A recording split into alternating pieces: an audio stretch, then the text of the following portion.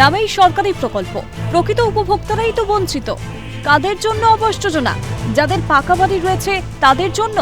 চোখ মেলে তাকালে তো দেখা যায় দিনের পর দিন মাটির বাড়িতেই জীবনযাপন করতে হচ্ছে এ রাজ্যেরই কত শত প্রকৃত উপভোক্তাদের। লিস্টে নাম আসলেও একটা পাকা বাড়ি জোটে না, এমন বহু অভিযোগ সামনে আসে বিভিন্ন জেলা থেকে। বাদ যায়নি বাঁকুড়া জেলাও। জানা যায় বাঁকুড়ার ভাগাবত গ্রামে বসবাসকারী এক পরিবারে 1 বছরের ব্যবধানে স্বামী স্ত্রী দুজনেরই মৃত্যু হয়েছে। তাদের আবার 2 সন্তানও আছে বলে প্রতিবেশী সূত্রে খবর। এমতাবস্থায় করুণ পরিস্থিতির শিকার তারা। একদিকে বাবা মাকে হারানোর যন্ত্রণা, অপরদিকে আবাসের ঘর না পাওয়ার বঞ্চনা। কেউ কি বাড়াবে সাহায্যের হাত? তো নাম এসেছিল অথচ বাড়ি পায়নি।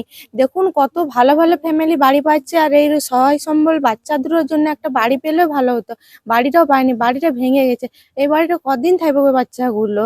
বর্তমানে শিশু দুটির ঠাঁই এখন কাকা জেঠুর বাড়িতে, কিন্তু নিজেদের সংসার সামলে এ বাচ্চা দুটির ভবিষ্যৎ গড়াটাও চাপের।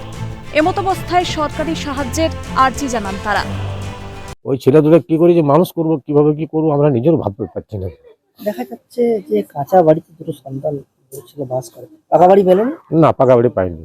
আবেদন করেছিল, আবেদন করেছিলাম, নাম এসেছিল, তাও বাড়ি দেয়নি। ঘটনার খবর পেয়ে মুখ খোলেন বাঁকুড়ার বিজেপি বিধায়ক নীলাদ্রি শেখর দানাও। যত দ্রুত সম্ভব অসহায় পরিবারটি যেন সুরাহা পায় তার জন্য সরকারের কাছে আবেদন জানান। প্রধানমন্ত্রী আবাস যোজনার বাড়ির নাম থাকা সত্ত্বেও এরা প্রধানমন্ত্রী আবাস যোজনার বাড়ি পায়নি। সরকার উদাসীন।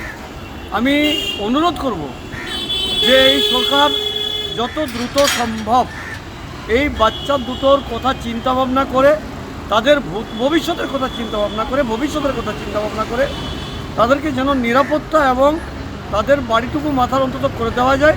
এদিকে বাঁকুড়ার 1 নম্বর ব্লকের পঞ্চায়েত সভাপতি নিবেদিতা দুলের আশ্বাস, ওই পরিবারটি যদি তাদের সঙ্গে যোগাযোগ রাখেন তাহলে যথাসম্ভব সাহায্যের হাত বাড়িয়ে দেবেন তারা। যদি আমাদের যে পঞ্চায়েত সমিতি, বাঁকুড়া 1 নম্বর পঞ্চায়েত সমিতি সাথে যদি ওনাদের পরিবার আমাদের সাথে যদি যোগাযোগ করেন, তাহলে আমাদের মানে যথাসম্ভব আমাদের যে ক্রাইটেরিয়া আছে তার মধ্যে আমরা তাদেরকে সহযোগিতা করবার চেষ্টা করব। তবে এখন দেখার কতদিনে মেলে সরকারি সাহায্য, আর কি হয় বাচ্চা দুটির ভবিষ্যৎ। নজর থাকবে সেদিকেই।